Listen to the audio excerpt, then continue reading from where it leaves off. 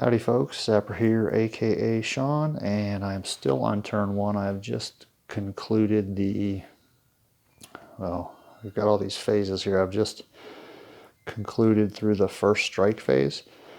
I probably won't do this for every turn, but I'm gonna probably highlight, the phases as I go through them, at least for the first couple of turns, because a lot goes on in the first couple of turns. And then as the game goes on, and you start to use up resources and units start to get eliminated and attrition takes place, you'll have a little bit less going on. But in the first couple turns, you have a lot going on. So to recap kind of what went on during the first strike phase, they introduced ballistic missiles in Next War Poland. They didn't have those in the other ones. They had cruise missiles, but not ballistic missiles. So there was several ballistic missile strikes. We had a ballistic missile strike here, and it was targeting that air base right there. So we were able to cause some damage on the air base. Nothing happened to the helicopters that were stationed there. We had a ballistic missile strike on that air base, or excuse me, that airfield. All right, so yeah, that's an airfield. And there was some collateral damage to the helicopter unit that was there. And then we also decided, or the Russians also targeted that first Cav helicopter. That was an air base. Did some damage to that air base, but nothing happened to the helicopter or the aviation unit that was stationed there. So I think the Soviets, they've launched some more ballistic missile strikes on this map, but there was no results. And then going over here, the Russians targeted some of these air bases here.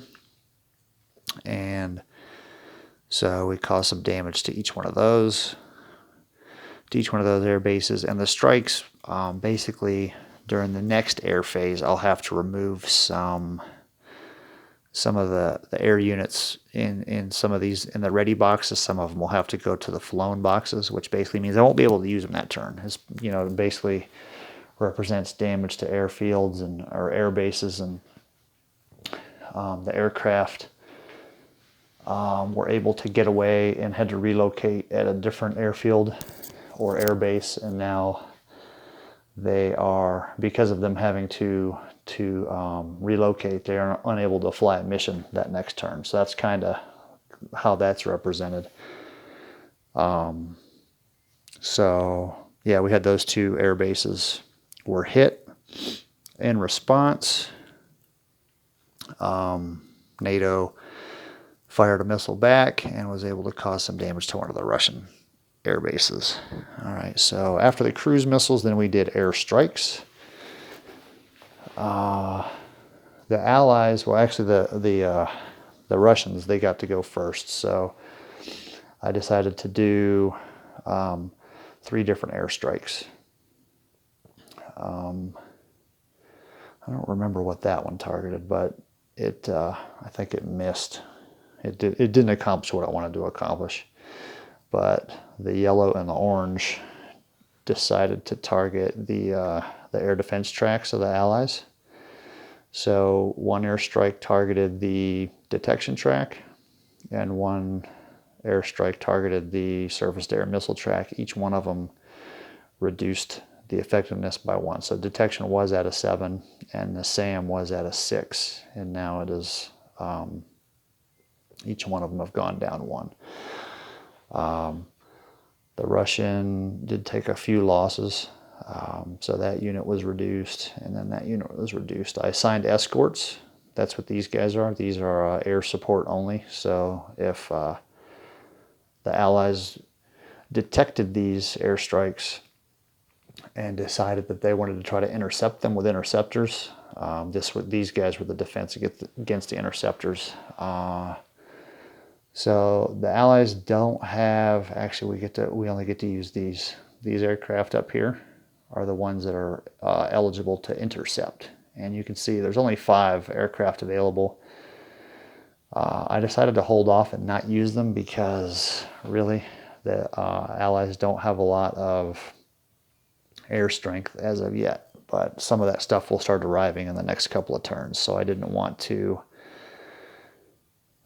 burn up all of my air assets in the beginning, because I think the Allies will actually gain strength as time goes by, but they've been kind of caught by surprise, so that's kind of what was my rationale, was to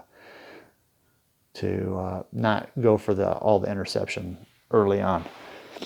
And then finally, we had once all the missile combat was done and all the airstrikes were completed, then we could do headquarters and artillery strikes. And let me see, there's a headquarters in this stack, and then there's 2 artillery units in this stack. And I believe we tried to attack this guy and nothing happened. And then this guy was hit, I believe, by artillery, and he took a step loss. And then there was an Allied mobile supply unit here that was targeted by the artillery here, and there's also artillery. Yeah, there's the artillery right there. So both artillery units targeted the mobile supply unit that was in this hex and actually destroyed it. So the Allies they're missing some supply assets too. So that might affect them here later on in the game. So anyway, that's a wrap of the strike phase, and now we'll go into the movement phase, where I'll be doing a lot of stuff on this map. Probably invading Lithuania, invading Latvia, and invading Estonia with the Belarusians, and you got all those Russian units way up there. So that's what's going to happen over the next turn. We'll do some movement, and then there'll be some combat, some ground combat. So we'll talk to you all later.